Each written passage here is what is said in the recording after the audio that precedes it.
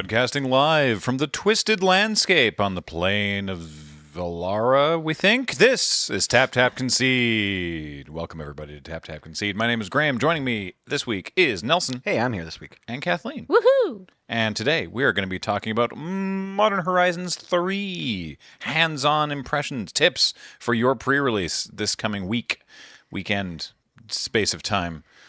It's coming. Before we get into it, I want to remind you that this show is brought to you by Card Kingdom. Check out cardkingdom.com/LRR. You can get yourself some Modern Horizons 3. You can get yourself some packs if you so desire, or just order yourself some of the many, many spicy singles that are in the set. Remember, they'll ship singles anywhere in the world, and they'll do so quite quickly. Also, this show and everything we do is brought to you by you and your kind support of our Patreon at patreon.com/loadingreadyrun. Or if you so desire, you can become a member on this YouTube channel. Shout out to them at the end of the episode. I can speak, I swear. You've got the occasional stutter, Yeah. but like, does it ever just turn into a Lady Gaga banger? Like, I was so sure you were like, you can become a member. Boop, boop, boop, boop, boop, boop, boop. Good stuff. Yeah. I do sometimes try to cover for it that way, and it works. It works sometimes.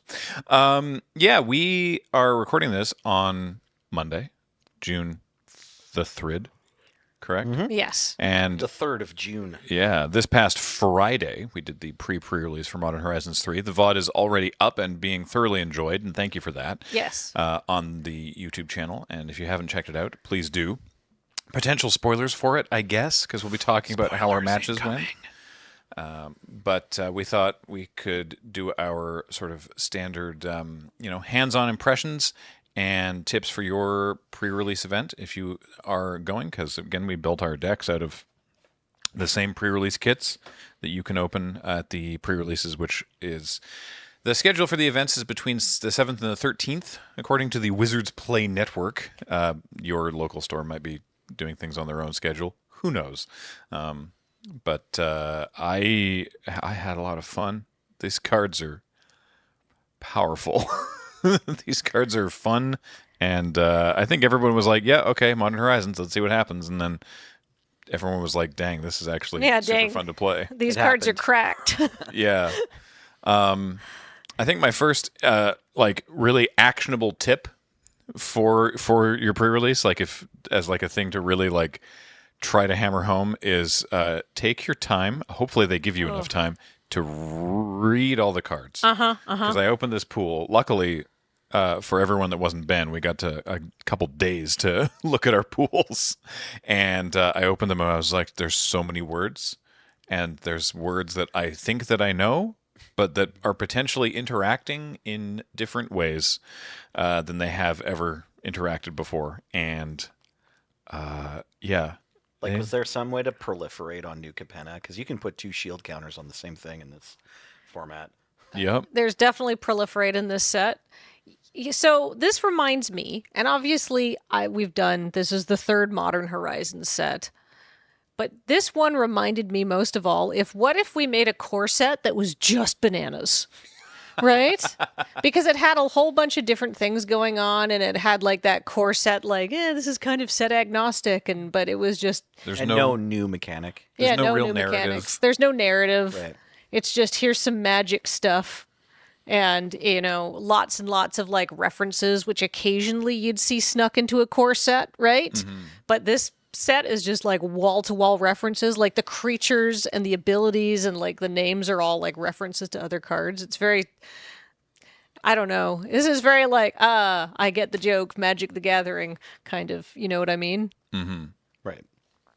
That's my vibe check, I guess. Yeah. I'm going to talk a little bit about putting my deck together.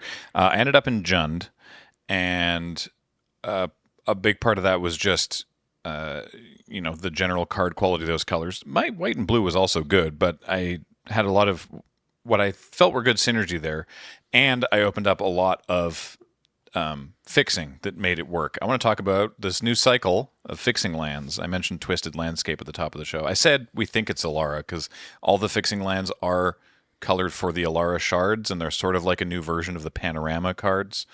So I don't know if that, looking at the picture, I don't know if that's Alara. Isn't it also like the new Capenna guilds? Like, isn't it all 10? Are there only 5 of these Yeah, landscapes? no, you're right. I guess this would also be the Riveteers, but Oh wait, sorry, that doesn't give you all 10. I need to say Tarkir, right? Because it's like, isn't it? Aren't there 10 of these landscapes? Or are there just 5? Is it just the ally color ones? Because I feel like I have a bunch of different named ones. Oh, I thought it was just 5. All right, we're gonna read the cards along with you in real time. Hang on. I have I have a deceptive landscape, Grixis, which is Abzan. Oh yeah, I've got Abzan. Yeah, you're right. Yeah. Um, And also Deceptive Landscape does look to be looks on like it could be Tarkir. Okay, so Tarkir and Alara. vibes. Cool. There are 10 of the landscapes. All right, cool. So yeah, you can get the wedges and the shards Yeah. of these type of templating. What I don't know, landscapes. I guess is a good nickname for them, right? Yeah. That's right there. But also, we haven't had a lot of stuff like this. There's sort of like Terminal Moraine, if you want to pull that up, Paul. It's similarly comes in untapped, I believe, taps for a colorless, and then you have to pay 2 mana and tap it to get the Terramorphic Expanse Evolving Wilds ability. So that's the closest I can think of to compare. This is a pretty deep cut. Doesn't see a lot of play, never has. But hey, if you're 3 color and want to cast Eldrazi's, That's true. These are the lands for you. Yeah, so this is what I like about these is that, they tap for colorless, which is relevant because there is a lot of Eldrazi, there's a lot of cares about colorless mana synergies in this set. And unlike the other basics, you can't just add a bunch of wastes to your pool after you've built a sealed deck or drafted. You can only use the colorless mana that generates from things that you pick up. So if you're Eldrazi, you're going to need these or other ways to generate colorless mana. And also, if you're generally 2 colors, though I don't know, I mean, in sealed, I don't know how often that's going to happen in this set because there's just some powerful stuff that you're going to want to play. Like, I think most people were 3 colors. Everybody at the except PTR. Wheeler. I think, okay. I think we all went 3 colors, but Wheeler's kind of the best at Magic among us. And I'm like looking back, and honestly, when I was building my deck, I knew I wasn't going to spend a ton of time sideboarding. And looking at my 3 different 2-color decks inside the wedge I wanted to play, I couldn't tell which one was the best, and so I just wanted to have a chance to play all the cards I opened that I liked. Right. So I built 3 color for that reason. But if you're like in a tournament and you're not on camera during your match, maybe try to get yourself ready to, or if you're playing multiple matches, maybe just try out all your 2-color decks. Yeah, I mean, I felt like I was mostly... Wheeler did really well, too. True. Yeah.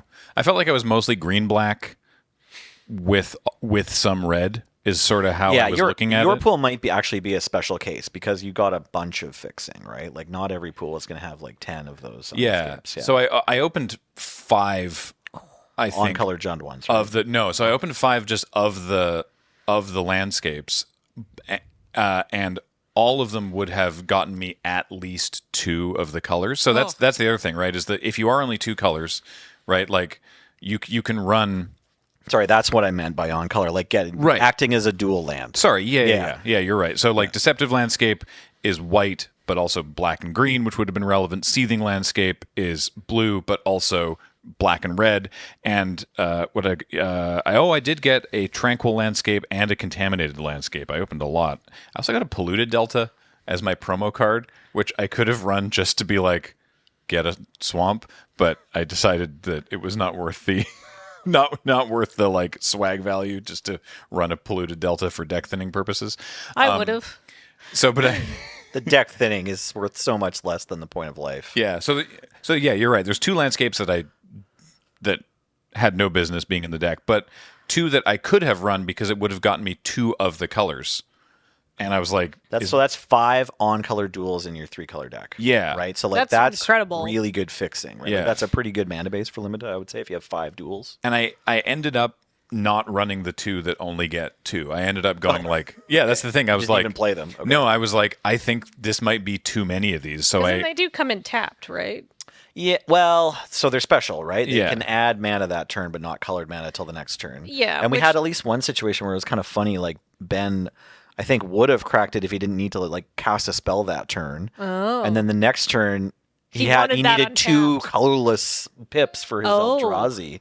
Like he had Okay. like the 8-drop that like I forget which one. I want to say Breaker of Creation. Yeah. Yeah, that like gains some life when it ETBs or when you Yeah. cast it, and it costs like Wingding 6. Yeah. So I wingding. I have 3 of these in my deck as well. 3 breakers or 3 Not- of the landscapes? No, 3 of the landscapes. okay. I had, and I Shouldn't have found that I would just most of the time, unless I really needed that fixing, I could just play them because I could always get them later because they're useful as a colorless pip of mana. And I didn't want to commit until I found out what I was doing, right? We didn't even mention that these lands also have cycling, right? Like, Oh yeah. there's more rules text on them. Like, they're not only great Terramorphic Expanses that can tap for mana the turn they come in. If you leave them in your hand, you can just cycle them like a Triome. Yeah. What I love also, and I don't know that this was necessarily why they were designed like this, but it helps a lot, is that the cycling cost is just one of each of these colors. And so it's a great shorthand. You can just look at it and go, oh, this cycle's for these. Yeah, you're right. You don't- I hadn't thought about that. Yeah. You don't have to read like a swamp. You don't have to read the words of the middle ability. You just go cycle for one of those pips. Can you imagine the conversation that must have happened at some point in Wizards where they're like, maybe we should just make it cycle for like 1 or 2 of these colors, only 2 mana, and we'll just kind of flip a coin as to which way it goes or something. There's got to be someone who's a complete troll at R&D that's like Yeah. trying to make sure that these decisions get, vetted. But yeah, obviously very elegant design. Yeah. Oh, So yeah. I ended up, my mana base was a bunch of basics, 3 of the Twisted Landscapes because they fix for all 3 colors, and then I also had 1 in each color of a modal double face card. I ran 18 lands with 3 of, I do not know if this is correct, but I would love to talk about it. I ran 18 lands with 3 of those 18 being MDFCs, with the intent that they were basically just tapped basics, but they weren't even necessarily tapped because I think all 3 of them were the one that you can pay 3 life and have it enter untapped. Right. Yeah, because they're either a dual land or they're a single color that can bolt you to come and play untapped, right? Those are the only Yeah. 2 kinds of MDFCs in Yeah. this. And so this was, I had a green one, a black one, and a red one. I would And I counted, sort of mentally, I counted those as lands that maybe they'd be spells if I drew them late in the game. So I'd be very interested to see how if there's a more correct way to use these because like the modal double face lands are not common and they're very powerful. I basically ran I had 2 of them. I ran them as lands. I was like 17 lands, 2 of them are these. And if they are not these, then cool. Right? So, I was prepared to cast them either way. So I think it can depend on your pool whether or not you feel that you need like flood insurance or screw insurance more, right? Right. Whether you're counting them as spells or lands. Like I played 16 and the black-white uncommon, which on the back I think is Age Graced Chaplain. On the front is an aura that gives +2/+2 in flying and lifelink. And I did flood a bit. Like I was playing, 16 lands, including these ones, like 2 or 3 of the ones that can cycle. We were just talking about the landscapes. And this is my 17th card. And I never cast as a spell, but some of them, like this one particularly, this is kind of a game-winning bomb. Mm-hmm. Like, it's not quite as good as a mind control in most scenarios, but like +2/+2 flying and lifelink on an aura, like you can close out a game with that a lot of the time. Yeah. So if you think your deck is going to often want to do that, maybe count them as spells and then give yourself that like mana screw mulliganing insurance versus, I played 16 and 1, you played 15 and 3, and you played I played 15 and 2 or something? Yeah, 15 and 2. 15 and 2, yeah. So we all went the side of like, well, we want to make sure we don't draw too many lands, which I think is a common, like that's an Especially understandable. if the game goes long. Sure. Yeah, we want to make sure that we've got lots of gas and spells in our deck. And I did flood out during my match, but like it still feels like the right thing to say, like, okay, well, Glasswing Grace, if you're going to win a game by like slapping that on a 4-drop, probably play 17 other lands. Right. And then you have the bonus of like, because no matter what you pick, like then you play a few games and like every game is kind of a statistical outlier. Yeah. Right. I was recalling from the last time that we had MDFCs that were lands that in draft we sort of counted them as like around half a land, kinda. right? And it just sort of depends when you drew them. Now, one of them I had was Fell the Profane, which is a removal spell. It's just instant destroy creature, planeswalker. Putting that on a land is so powerful. Yeah. And I think everyone casts that as a spell, though, right? Like, yeah. Yeah. But my other two were Pinnacle Monk and Disciple of Prerelease, which are both good cards. But, like, I wasn't like, these are linchpins. These are bombs. This is super important. So I was like, if I have to run this out as a land, I'm fine with that. I'm not like, oh no, I'm not gutted about it. And so I was like, yeah, I'll just throw them in there because they can be lands and later they can be a powerful spell. I mean, Disciple of Prerelease is triple green, right? So it's not like I'm going to be racing to cast that on turn 6. yeah, it's a 6 for a 3/3, and the ETB is great. Yeah. It's the same ETB from Disciple of Bolas, right? Which is like a 4-drop that's awesome constructed play. Yeah, and the art is a visual reference to Disciple of Bolas as well. Oh, I didn't realize. That's yeah, cool. it's the same sort of Or whatever. Yeah. the other disciples doing stuff with like purple magic in the sky. Sort of, Gotcha. it's a similar visual. Yeah. This is what I mean when I say this set is like full of references to Magic. Oh yeah. Like this is like the Magic players. I recognize the thing. Yeah. Kind of deep cut secret reference set. So yeah, Magic players, Iron Man meme or Captain America meme. It's Captain yeah, America. I understood that reference. I understood that reference. Something else that came up briefly that is like, it feels like this is an edge case that shouldn't necessarily be relevant, except that there's so many cards in the set that care about stuff that I don't think that you can say like, it's probably not important.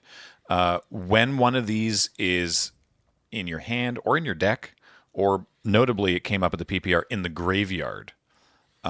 It is the faces matter, and this is the front face is not the land face, and it matters that it's that way up.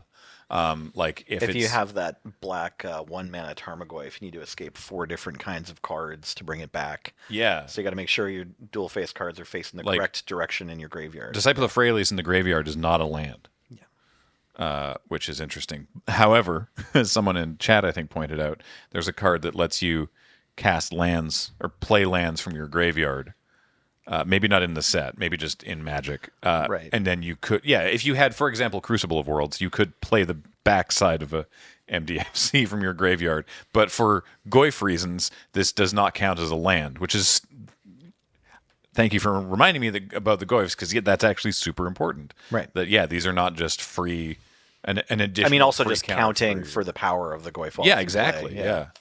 So, I think that the fixing is good. I think in sealed, I mean, I don't know. I guess like you're right. Like maybe it's not necessarily correct, air quotes, to play 3 colors, but the majority of us did, and I think you're going to end up in that situation a lot. I was just like, I have a lot of good. Like I didn't have anything that I was like, oh, this is an absolute game ender. But I was sort of like, I have a bunch of powerful rares and some very reliable looking uncommons across these 3 colors, and I have a lot of synergy here, and I think that this is the best way to do it. Every time I looked at your board and I got the... Oh, go ahead, Kathleen. Sorry. Oh, I was going to say synergy is exactly what I was going to talk about. And the reason why that I played 3 colors is because there was a lot of like very clever little like 1 or 2 card little synergies between the 3, the shard that I was in, which was Jeskai, because I'm red, white, blue, and it was just enough value across those that I could have just gone all blue, but I would have lost out on a lot of good cards that kind of worked with a lot of the other cards I already had. And I could have gone just white, red, but then, and with 3 fixing lands and like a double face thing that could be a double face land, or it could be a draw 2 card spell later in the game if I was already flooding out. I was like, I'm going to go for it. I'm going to get really greedy because there's so many different ways to tie all of the shards together, which I think is really cool about this. Mm-hmm.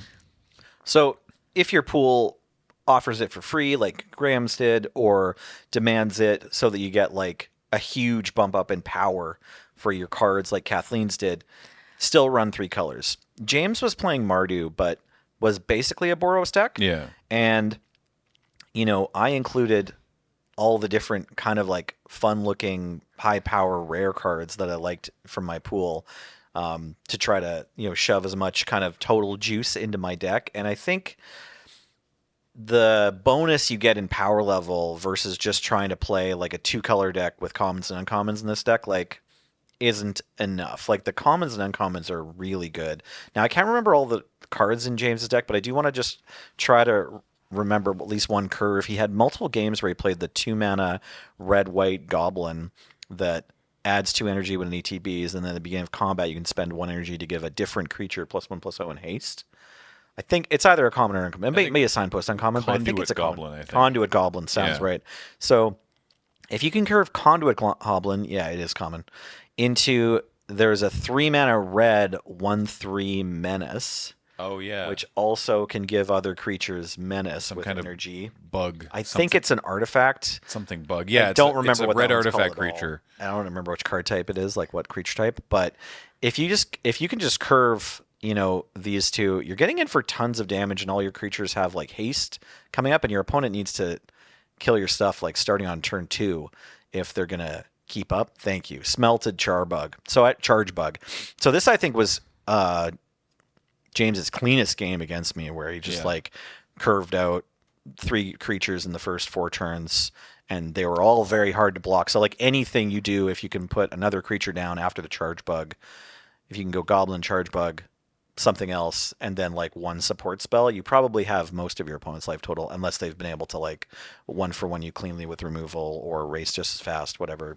If they're playing tap lands and a cantrip or something, you might just kill them with these commons. Mm-hmm. So I think that's an important element of this and why of this set, and why I wanted to talk about, maybe double checking before you play 3 colors. Like if you're playing a 4 or even 3-round pre-release event, you might want to just say like, okay, here's all the stuff I want to play.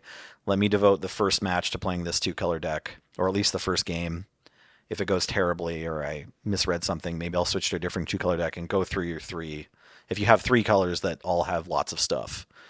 Which is like about all you can ask for from a sealed pool. Obviously getting like 5 rares in the same color is fantastic, and it does happen. Sometimes it's just horseshoes and you get like, that pool that Surge had in Thunder Junction. But if you have like a decent spread where it's like, I know I'm not going to play this, I probably shouldn't play that, these 3 colors are juicy. Maybe practice seeing what curve you can put together. So this is interesting because previously when I've been playing pre-releases, which I've played a few in, I don't think I've ever been able to like get the advice beforehand. It was like, well, you'll probably have multiple 2-color decks that you can play, so just, pick them. Normally you can have like the transformative sideboard, but not multiple transformative sideboards for different combinations. And I think, does this speak to the power level of the set, the additional amount of rares that you get thanks to play boosters, a little bit of both? Like normally I would not be looking at a pool and going, okay, well I could build this, this, and this, and they're all basically equivalent. Normally it's like, well, this is clearly my best option. That's sweet. I wish I could approach sealed with that same lens. I'm usually like my bad evergreen. at sealed? No, not at all. Probably I'm bad at sealed. My evergreen advice is if you have time, build all 10 guilds and then try to rank them. Wow. And so like I'll generally go through events playing either my first favorite, and then if I like one guild, like if I'm playing arena, I'll usually like look at all of the colors individually, and then I'll put together maybe 2 or 3, or if I'm in a hurry or the pool is kind of cracked in one direction, I'll just say like, okay, I can build this 2-color deck. It works. Let's play a game or a match, whichever version you're in. And then after that, depending if I won or lost and how it felt, I'll just keep playing the same deck or I'll change it.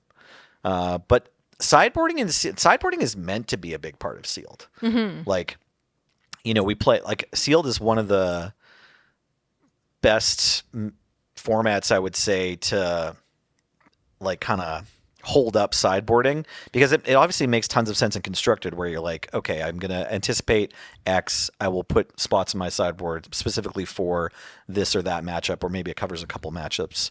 And like, it's a pretty clean calculation. Whereas in sealed, you're like, okay, my deck 1 did this, my opponent's deck 1 did that. If it went well for my opponent, I'll anticipate they'll do the same thing, and I'll just try to formulate a different plan to go up against that. And it's like a bit more complicated than sideboarding for constructed. And I actually think that it gets a lot of, I don't know, special magic, happy brain chemical places when you pull it off, but it takes time. And so I don't like to do it too much when I'm on camera, as I'm just trying to like make sure we get through the games and get back to joking.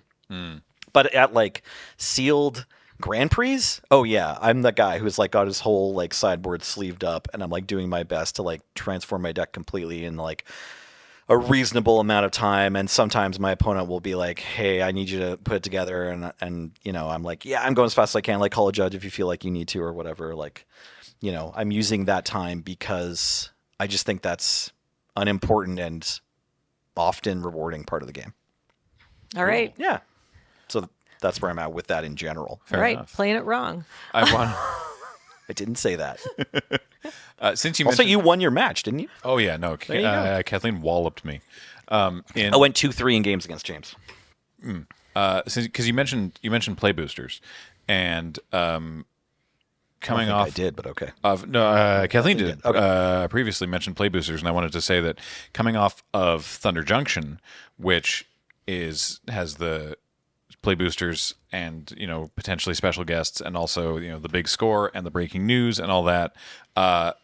This was less like, whoa, holy crap! Like my pool, I have a promo rare and 6 packs, and across that, I ended up with 8 rares or mythics. So only one more than expected, in air quotes. I think I just got 7. Yeah. Yeah. Like these are not like, the thing is, the whole set is very powerful, but it's not like, you know, it's not quite as rife with rares and mythics. What I noticed, because we talked about, you know, we've already sort of touched on the synergy. I just noticed that I ended up with a lot of cards across Jund. What drew me to it was cards that cared about sacrificing creatures, or creatures that wanted to be sacrificed or did things when they died, and ways to bring things back from the graveyard. Because I ended up with the Pyretic Rebirth, which is it's like a removal spell. 4-drop that gets black-red. Yeah, it's 2 black-red, instant. Get a creature or artifact from your graveyard to your hand, and then it deals damage of that card's mana value to a creature or planeswalker. Grave Dig, I love this card. Oh, what by a the good way. card. This is great. If you pay full, it's 1 and a black, but has Entwined for 2 colorless. So if you pay the full rate, it's just Gravedigger. But you can basically cut it into its constituent parts, where either it's a 2/2 zombie, or you get a creature card back from your graveyard. This Incredible. is possibly the best joke the set has played on Magic players, getting everyone excited to pay 2 mana for Raised Dead in 2024. Yeah. Like, Raised Dead's from Alpha Beta. Yeah. It's never been playable. And somehow in Modern Horizons 3, there are people out here casting Raised Dead for a black and a colorless. It's like Thalia is in play, and you're jamming Raised Dead. And you're all stoked and talking about it on your podcast. I don't know how you did it, Wizards R&D, but congrats. Yeah. I tip my hat to you. And then the most important, notable one is the reprint of Victimize, which is a messed up card. That card's horrible. That card's terrifying. So I ended up running Buried Alive, because I opened that too. Whoa. So I was like, all right, I'm going to go looking for 3 big things to put in the graveyard, and then I'll victimize 2 of them back. Up to 3, actually. You don't even need to do all 3. But I did, because I would do things like put... I had a giant Eldrazi, the Devourer of Destinies, which is a 6/6. Territory Color. This is a wild, uncommon. The 7/5. Yeah, 4 and a green for a 7/5 with reach. But wait, there's more. Yeah. With landfall, you look at the top card of your library, and if it's a creature, you can reveal it and put it into your hand. And even if you don't do that, you can choose to leave it on top or put it into your graveyard.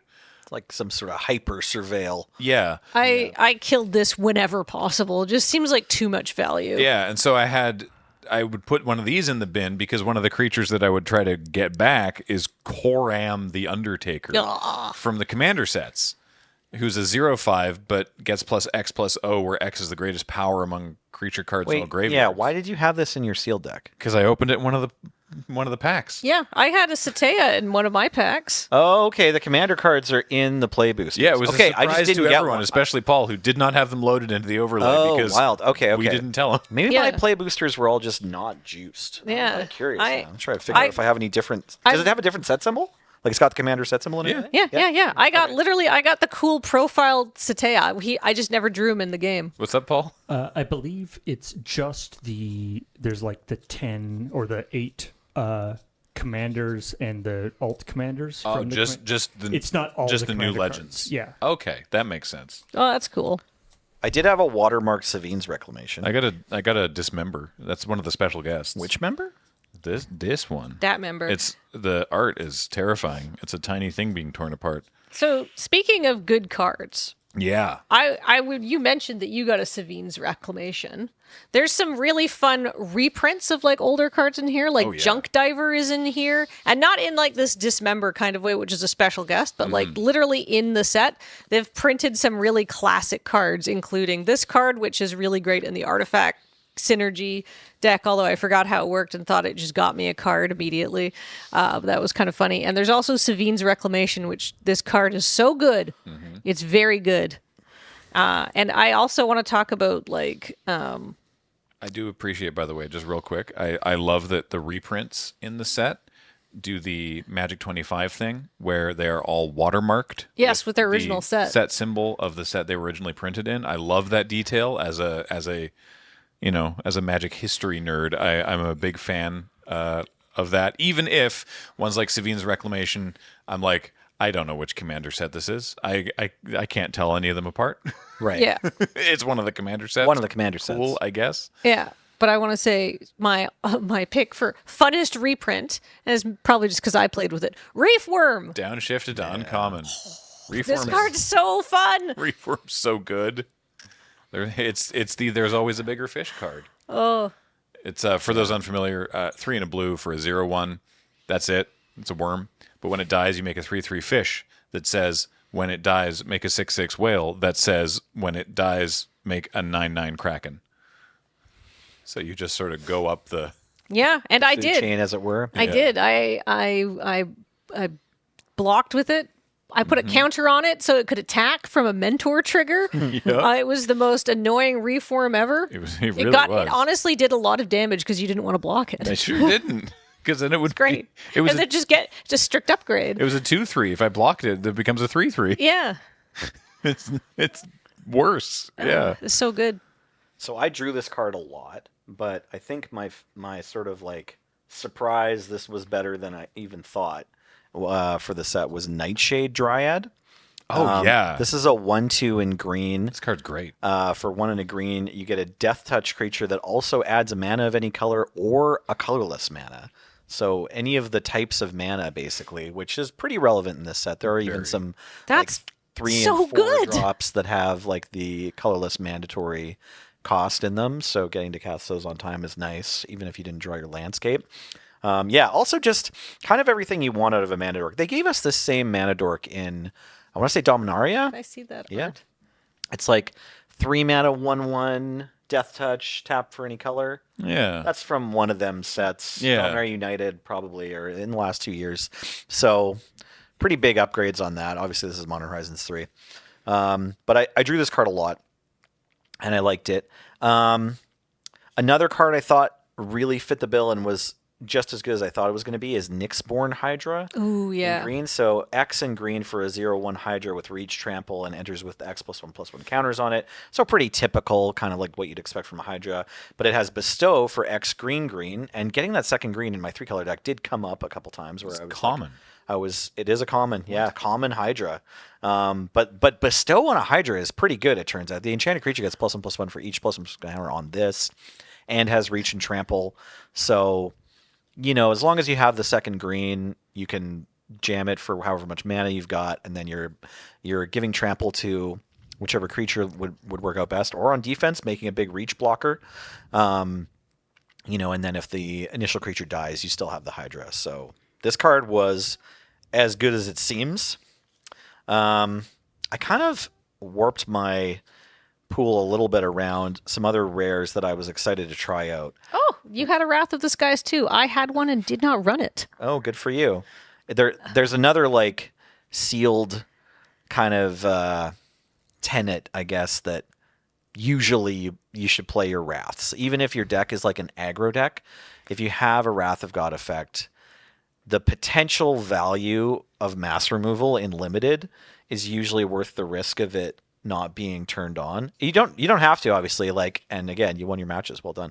I was going to say, I had suggested that she run it, not realizing that we were going to be paired up, and then she was like, no, I don't think I need to. And I mean, didn't kicked my ass. Yeah, but for sure. I mean, if you want to take the like, I would have boarded into it. It wasn't Fair. like I was, but I was like, as scripted, I would like to my creatures are small, and I do not wish to pay a ton of energy and not be left with a board that I'm up on and a card. This card doesn't say destroy all your opponent's creatures, don't Yeah. destroy any of yours. Yeah. Doesn't say that. You can end up in scenarios, obviously, where like you have an Eldrazi and you don't blow it up, but you blow up all their little things. The like potential upside in the right deck for this card is very high. Is huge. That's a fair consideration. I just think in sealed, if you have a card that says destroy all creatures, generally it's worth playing it because situations where you're losing the game happen to me in sealed, but situations where your opponent has more creatures than you and your life total is lower than your opponent's don't happen to you as often. So Wraths are just terrible in your deck, Kathleen. So it's totally fine. For me, this card, like it's an interesting one. It's pretty expensive if you need to generate all the energy and your opponent like ramps or just plays on curve. Like on curve, say your opponent goes 2-drop, 3-drop, 4-drop. Yeah. Now it's your turn 4. You need to somehow generate 6 mana unless you've also been making a bunch of energy. Yeah. So it is Then tough you for this kill all card your to like creatures. catch up.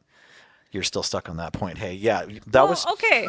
But my creatures are all. I was running a very creature heavy deck. I had like 17 creatures in my deck, and most of them were small. Like, some of them got bigger. Like, I would be happy feeding a Wreathworm to this, obviously. But a lot of them were like, no, this is kind of it. I'm going to get, like, a Servo and stuff like that. And I want my 3/3 golems alive because then I want to cast my big 5/5 thing. And I want to leave all of these things in, and I don't know. It was probably wrong. We're learning a lot about what I should have been doing here. You're fine. Like, I'm not saying it was right to put Wrath of the Skies in your deck. You read it. You understand what it does. You chose not to play in your deck. That's totally fine. I just wanted to like point out that this card is interesting because it's not necessarily going to be able to blow up all your opponent's creatures too. So it's a consideration.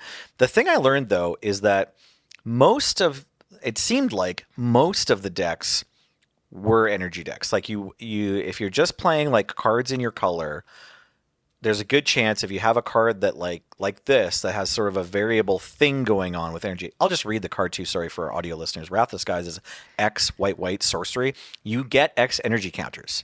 So first of all, it is an energy generator itself. Then you may pay any amount of energy. So you don't even have to use this card to blow up creatures. You can just make energy with it. Destroy each artifact, creature, and enchantment with mana value less than or equal to the amount of energy paid this way. So I was saying earlier, like if your opponent plays a 4-drop after playing 2 other cards and you need to wipe the board, you need to have generated 2 more energy before this happens. And I did this one game using this other rare that I was like pushed into black for because I was excited to try this. It's Chthonian Nightmare. So this is 1 and a black for an enchantment that says when Chthonian Nightmare enters the battlefield, you get 3 energy. Pay X energy and sacrifice creature and return this to its owner's hand. Return target creature with mana value X or less from your graveyard to the battlefield. Activate only as a sorcery. So this is a callback to Recurring Nightmare. If you're not familiar, that costs 3 mana. It doesn't have any energy words on it and just says 3 mana enchantment.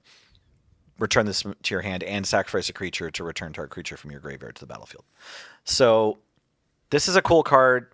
I'm excited to see what it does in Modern, but I included in my deck because I had Evolution Witness and like 5 other creatures that say when the CTBs something happens. And so I thought that was probably going to be enough to kind of make this worth it. But the one game that I drew it and could have cast it 3 times on the same turn, I actually couldn't get any value out of cycling my creatures back and forth in and out of the graveyard, which is sort of what you need, right? Like if you only have 1 other creature in play, you need to lose that creature to get back something from your graveyard. Then you can recast the Nightmare and then you can make them swap positions a couple times. So if they're gaining you life or making additional creatures, like I have 2 Fabricate friends, but I didn't have either of them at that point.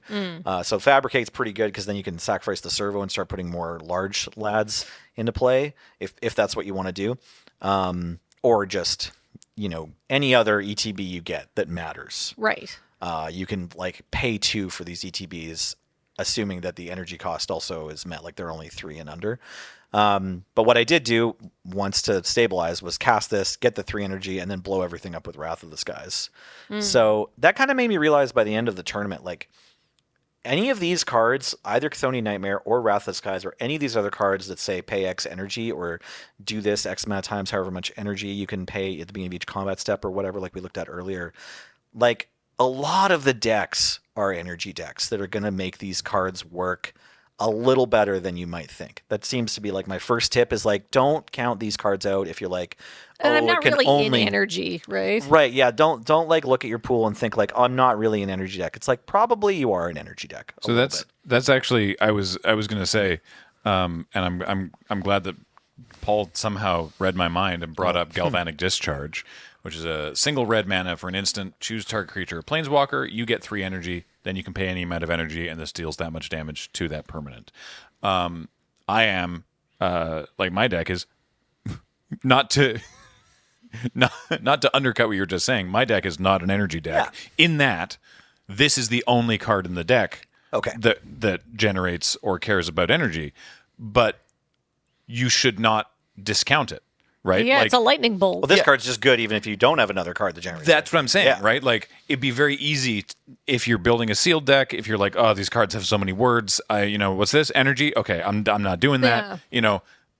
Give the cards a second read, right? Because like this totally works. Even Chthonian Nightmare kind of just works by itself. Yeah, get for a sure. 3-drop. Yeah. back. Yeah. Done. Yeah, or I mean, if you have even just a 2-drop with an ETB, now all the rest of your creatures are live. If you can find your 2-drop that you're willing to flip back and forth from the graveyard, now you're generating 1 energy for each 2 mana you put into Chthonian Nightmare. However many times you need to do that to get your Shil Gengar back. It seemed like everybody had Shil Gengar in this pre-release. I think he was also in my pool. Oh, wild. Yeah. Yeah. I was I had him. You I had him. right? Yeah, Adam had him. I had Shil Gengar. And you had him. Yeah. And there was only 8 players. And probably there was another one. Look, we really want to find out what happened to Innistrad, how vampires came to Innistrad. Shil Gengar, Sire of Famine, by the way, 3 black for a 6/6 Elder Demon with flying, which is enough a lot of the time. Yeah, he didn't do anything else the whole tournament, right? No, Did anyone sacrifice a creature? I made 1 blood. Oh, no, Adam sacrificed a couple creatures. Yeah. You can sack another creature, to make a blood token. If it was an angel, then you make a number of blood tokens equal to its toughness. And you came close. I have multiple angels in my deck, but Shil Gengar was just a 6/6 that meant my opponent was going to kill it and then kill me in the same turn. Yeah, you had a 4/7. You could have made 7 blood. Yeah, I could have. Yeah. And then a further ability that never came up, which was for 3 Orzhov hybrid mana and sacrifice 6 blood tokens. Return each creature card from your graveyard to the battlefield with a finality counter on it, and they're also vampires now. Yeah, I mean, if you can get a game going where you plane cycle Angel of the Ruins and then somehow or like maybe turn 1 you had a Faithless Looting. I don't think that card's in the set, but if you can somehow discard, play a creature, and you victimize back Shil Gengar and the Angel of Ruins, then you can, maybe also make 7 blood tokens, mill yourself a bunch, do Shil Gengar shenanigans. We didn't see that come up though, but all those cards are in the set. Yeah. So I'm trying to think, sort of our high level tips that we've discussed over the course of today. Yeah, I think I do want to say I think your deck is an energy deck more than you think it is. Yeah. I also want to say don't just sacrifice your landscapes if you have colorless cost requirements in your deck. Yeah. Because the thinning, as we've probably talked about before, I don't know if on this show, but It's not that important. thinning is a really, really, really minor advantage. Like when we talk about thinning, it's like you want there to be more spells than lands in your deck. But even at a 40 card deck, taking 1 land out really doesn't do much to the percentage draw that you draw a spell. We say it a lot, and I don't know if it's clear that we're usually being sarcastic. Right, we're usually kidding. Yeah, if you have less than 10 cards in your library, all of a sudden, these decisions might be worth a life point. Or not having access to colorless mana. But having access to your colorless specific mana is pretty relevant for this a lot of set. decks. I mean, you'll know. You either put an Eldrazi card that needs the The 2 pips or whatever it is. Yeah, you The either wingdings. Yeah, just try to remember whether you need it at all or not. Because if there's even one card in your deck, like this adds mana without you'll know. Just keep in mind that you might already be fixed for colorless, and don't need to fix for Naya or whatever it is. Yeah. Just be aware of that. Be aware. I want to add, be aware of colorless mana in general when you're building your deck. Certainly when you're drafting, that you only get the stuff that you draft. A lot of the Eldrazi Devoid cards make spawn that you can sacrifice for a colorless mana. Yep. They sacrifice specifically for Wingding mana, so that is another way to pay colorless costs. But if you have one of these big Eldrazi that costs 6 generic and 2 colorless, be aware of that. In sealed, as most of you will be doing at the pre-release, you should fairly easily be able to do 3 colors, and that might be correct. But take a look at the cards, really try to read them, and maybe you don't need to. And if you don't need to be in 3 colors, if you can have more consistent mana, that will probably be to your advantage. Yeah, like I tried to say that like the bombs don't matter as much because the curves can be really good, but also Wheeler did win his 2-color games by just getting his Kappa Cannoneer into play every time. Yeah, that card's disgusting. Yeah, and he is a bomb, Yeah. I had one of those and I never drew it. Yeah. Well, you won your matches anyway. You didn't even need it. Well, one of the things that I think is really important with this format is that there's a lot of cards in this format, like Inspired Inventor, that have so many words on them. Oh, this card's great. This card's great. It says either, when it comes into the battlefield, it's 2/2 for 3, you either get 3 energy, put a +1/+1 counter on target creature, or make a colorless servo. Like, all of that is good, and all of that is good in multiple different ways. And this card is I would say an outlier in how many different sub-archetypes it works with, but there's a lot of cards that can go either way for different things. And there's a lot of very elegant, very sophisticated design in this set. So really take your time to read through, and because you can set up just a card with good stats is good, but a card with good stats that is also flexible and can play into the game plan and enhance other cards that you have, like by giving you energy or making you a servo because you also have a Kappa Cannoneer. All of that is really helpful, and it can raise the overall power level of your deck if you're kind of careful about what you do, which does mean you need to be aware of exactly what everything is, which makes it a more skilled environment. But just to really spell this one out, Inspired Inventor, it makes energy. Obviously, that helps with energy decks. Yeah. It can put a +1/+1 counter on something. There are cards that proliferate. There are cards that care about modified creatures. If a creature has a +1/+1 counter on it, it is modified. So this helps with those sub-themes as well. Or it can make a servo, which is relevant for there's a 1 or 2 at least cards that have populate. There's cards that care about sacrificing creatures, and then you have a servo that you don't really care as much about. Also, the servo is an artifact. There are cards with affinity. There are cards that care about having artifacts. Cards like Inspired Inventor is like the headliner for just a common that fits a bunch of different things. But yeah, that's an excellent point. That it's this card could go in a couple different directions, and it's relevant for those reasons. Yeah. I think that the other sort of main high level tip that I would give that we've talked about today is if this set is really powerful, and we're coming from sets that have a lot of big bombs, and don't get blinded by your rares and mythics. Look at them. Obviously, they're probably very powerful. But yeah, definitely really read the cards and pay attention to the commons and uncommons, because everything's really powerful, and you should be able to do some real nonsense with just the commons and uncommons. Yeah, it's really high quality cards all around, and careful, delightful, I figured out 2 things that work together building. And I love those moments. If you'd like to figure out some delightful moments that involve cool commons and uncommons, why not head on over to cardkingdom.com/loading-ready-run. Let them know we sent you when you have finished your order. Say LRR sent me button, please, and we'll send you a little 1-inch button which says something on it that might make you laugh or go, wow, Loading Ready Run is cool. I like them. At least that's the intended effect of the buttons. Yeah, maybe you'll look at the button and go, wow, Loading Ready Run is awful. I will never support them or watch them on any format ever again. These jokes are terrible. I'm done with these fools. Don't listen to Nelson. But Please support us. but after you've stopped that brief intrusive thought, head on over to patreon.com/Loading Ready Run. And then you'll feel better. You can also become a member on this YouTube channel, and we'll be thanking those folks very shortly. Hey, this has been Tap Concede. Hopefully you can carry these tips to your pre-release and do well. Let us know how you do. I have been Graham, joined by Nelson. I was here. And Kathleen. I build wrong. Paul was on tech. Heather gets these online. Thank you all so much for watching and listening, and we'll talk to you next time. Bye, everybody. Hey, if you won your matches, you built great.